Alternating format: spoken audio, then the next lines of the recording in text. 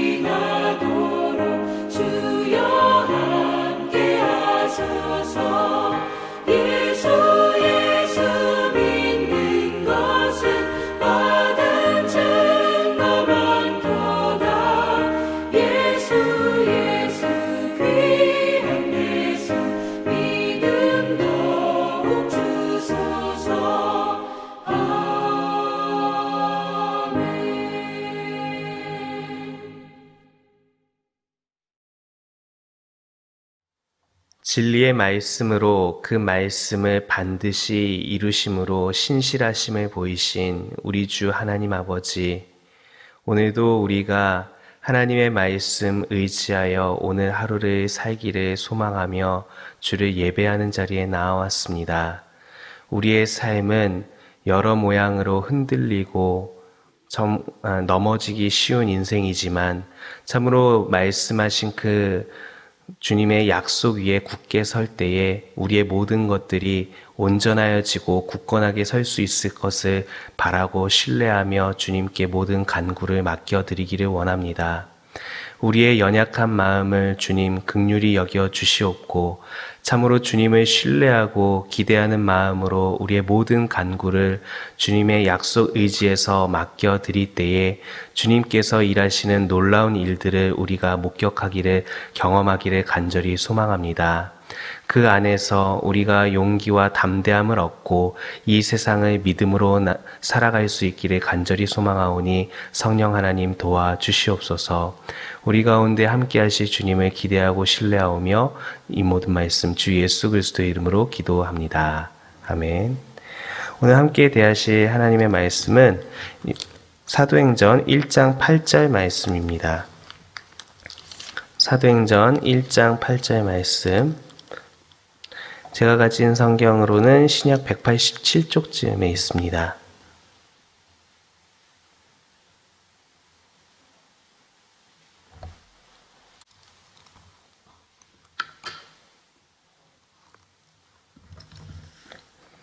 사도행전 1장 8절 말씀, 한 절 말씀인데 우리 한 목소리로 함께 읽도록 하겠습니다. 오직 성령이 너희에게 임하시면 너희가 권능을 받고 예루살렘과 온 유대와 사마리아와 땅끝까지 이르러 내 증인이 되리라 하시니라. 아멘. 오직 성령이 너희에게 임하시면 이라고 말씀하셨습니다.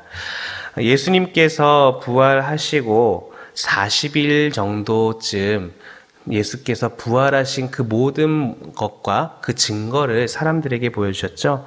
오늘 우리가 살펴본 1장 3절 말씀에 그 내용이 기록되어져 있습니다. 그가 고난을 받으신 후에 또한 그들에게 확실한 많은 증거로 친히 살아계심을 나타내사 40일 동안 그들에게 보이시며 하나님 나라의 일을 말씀하시니라 라고 하셨습니다. 그 이야기는 이미 그들이 40일 동안 부활하신 예수님을 경험함으로써 예수님을 증거할 만한 것들을 그들이 경험하였고 소유하였고 충분히 많은 사람들, 앞으로 만날 사람들에게 예수님이 어떤 분이신지 그리고 예수님이 어떻게 부활하셨는지를 증언할 수 있는 것들을 가졌었던 것으로 보여집니다. 그러나 예수님께서는 오직 성령이 너희에게 임하시면이라고 하였습니다. 그들이 경험하고 그들이 보고 그들이 가지고 있는 것이 아니라 지금으로서는 그들이 감당할 수 없으나 오직 성령님이 임하시면 그들이 내 증인이 될 수 있다라고 말씀하신 것이죠. 이것을 말씀을 받았을 때, 이러한 예수님의 선언, 선포를 받았을 때 그 말씀을 받았던 사람들은 어떠한 마음을 가졌을까요? 바로 주님에 대한 기대와 신뢰 그리고 믿음의 자세를 가지고 그 말씀을 이루고자 참으로 그들이 함께 모여 성령이 임하실 때까지 계속 함께 모여 기도했던 것들을 우리는 발견하게 되는 것입니다. 그 순간 주님께서는 그들의 기도 가운데 놀라운 일을 행하셨죠. 바로 오순절 성령 강림 사건을 경험하고 그들이 예수님께서 말씀하시고 선언하신 그대로 그 성령의 권능을 받고 마침내 예수님의 증인이 되는 것들을 우리는 발견하게 됩니다. 만약에 이들이 예수님의 이러한 선언, 예수님의 말씀을 온전히 기대하고 신뢰하지 않고 내가 가진 것을 가지고 충분히 감당할 수 있다라는 마음을 가졌다면 어떻게 됐었을까요? 우리는 누가복음 22장 31절과 32절 가운데 말씀을 생각해 볼 때에 그것들을 한번 생각해 볼 수 있는 것 같습니다. 예수님께서는 잡히시기 전에 베드로에게 이런 경고를 하셨었죠. 시몬아 시몬아 보라 사탄이 너희를 밀가부르듯 하려고 유고하였으나 그러나 내가 너를 위하여 내 믿음이 떨어지지 않기를 기도하였노니 너는 돌이킨 후에 내 형제를 굳게 하라. 예수님의 이러한 경고와 그리고 이후에 베드로를 향한 권면 앞에서 베드로의 반응은 어떠했습니까? 주님 그렇지 않습니다. 저의 마음은 제가 잘 지켜서 정말 끝까지라도 주님을 붙잡고 의지할 것입니다. 주님에게서부터 멀어지지 않을 것입니다. 그러한 마음을 가졌던 것이 베드로의 마음이었죠. 그러나 예수님께서는 그가 예수님을 그 고난과 시련 앞에서 3번이나 부인할 것을 너무나도 잘 알고 계셨다라는 것입니다. 이렇듯 만약에 내가 가진 것, 내가 이미 소유한 것만으로도 충분하다라는 마음을 가지고 주님에 대한 말씀에 기대와 신뢰를 가지지 못하고 있었다면 그들은 베드로가 처음 실패했던 것처럼 또다시 예수님의 증인으로 살아가는 데 있어서 여러 환난과 어려움 가운데 도망치고 흩어지는 자들이 되었을지도 모릅니다. 그러나 예수님의 말씀과 같이 오직 성령이 너희에게 임하시면 성령이 우리에게 임하시면 우리가 권능을 받고 마침내 예수님의 증인이 될 수 있겠구나. 이전에는 우리가 예수님께서 잡히시고 죽으시는 그 순간 흩어지고 도망가는 자들이었지만 예수님의 말씀대로 오직 성령이 우리에게 임하시면 우리가 권능을 받고 증인이 증거하는 삶을 살아갈 수 있겠구나 라는 기대와 신뢰를 가지고 기도했을 때 마침내 주께서 말씀대로 새 일, 새 역사를 이루시는 현장 가운데에 그들이 서게 되었고 그들이 쓰임받게 되었다라는 것입니다. 사랑하는 성도 여러분, 그렇기 때문에 우리들 한 사람 한 사람은 기도의 자리에 나아감에 있어 반드시 주님께서 우리에게 말씀하신 것을 이루신다라는, 그리고 우리의 기도를 이루신다라는 기대와 확신을 가지고 기도의 자리에 나아가야 될 줄로 믿습니다. 한 가지 더 우리가 생각해 보기 원하는 것은 온 유대와 사마리아와 땅끝까지 이르러 내 증인이 되리라 하신 이 말씀이 예수님에 대한 기대와 신뢰를 가졌던 그들에게 기도 응답으로서 이루어졌다라는 것입니다. 우리가 너무나도 잘 알고 있듯이 이스라엘 민족 사람들이 정말 물과 기름같이 섞이지 못하는 자들이 사마리아인들이었었죠. 이 이스라엘 민족이 멸망한 후에 이 혼혈이 되어서 사마리아 사람들은 도무지 정말 개와 같이 여기면서 같이 하기를 미워하였는데 온 유대뿐만 아니라 사마리아에 이르기까지 정말 그들의 마음의 경계선이 허물어져서 사마리아에게까지 복음이 증거되었을 뿐만 아니라 사마리아인들보다 더한 땅끝까지, 이방인들까지, 도무지 용납할 수 없는 자들까지 복음을 증거하는 삶으로 나아가게 하는 것은 오직 성령의 능력이었음을 우리는 발견하게 되는 것입니다. 실제로 어떠한 일들이 있었습니까? 고넬료와 고넬료의 가족이 회심하고 또 성령을 받은 그 사건들을 가지고 처음에 논의들이 이루어졌을 때 어떻게 이방인이 예수님의 복음을 받을 수 있는가, 하나님의 자녀, 그 구원이 그 가정에 어떻게 임할 수 있는가에 대해서 굉장히 논의가 있었을 때에 결국 성령의 능력이 그 가정 가운데 임한 것이 베드로의 입술을 통해서 증거되어지고 그것이 함께 그 안에서 인정되어지는 것, 다른 것이 아니라 성령께서 주시고 성령께서 만들어 가시는 은혜의 역사인 줄 믿으시기 바랍니다. 남태평양 한가운데에 타히티라는 섬나라가 있지요. 이 나라에는 낙원이라 불리우는 피케인이라는 섬이 있다고 합니다. 이 섬에는 깡패나 도둑도 없고 술도 없고 섬나라 사람들이 한결같이 부지런하고 성실해서 그 모습을 보는 관광객들이 많은 감동을 얻게 된다고 합니다. 그런데 이 섬은 본래 프랑스가 지배하고 있을 당시에 죄인들을 유배시키는 감옥이었다고 합니다. 이 감옥으로 쓰였던 섬은 1800년까지 지옥과 같은 섬이었다고 합니다. 도덕도 윤리도 없고 살인과 마약과 절망이 가득한 땅이었다라는 것이죠. 그때 그곳에 폭동을 일으켜 체포되었던 몇 명의 사람들이 있었는데요. 그들 역시 그곳에서 아무렇게나 살다가 좌절과 절망 가운데 죽어갔다고 합니다. 그러던 가운데에 5명의 사람이 죽고 이제 남은 한 사람이 정말 더 이상 희망이 없는 가운데에 자신의 가방을 뒤적거리다가 그 속에 있었던 성경을 발견하게 되었다고 합니다. 그리고 그 성경책을 읽으면서 자신의 방탕하고 타락했던 모습들을 회개하는 일이 일어났게 되었다는 것이지요. 그는 성경을 읽기 시작했고 그곳 남자 여자들에게 성경을 가르치고 또 아이들에게 성경을 가르치기 시작했습니다. 그로부터 10년이 지나고 나서 1810년에는 그 섬의 사람들이 놀랍도록 변화되었고 그 섬은 낙원으로 변했다고 합니다.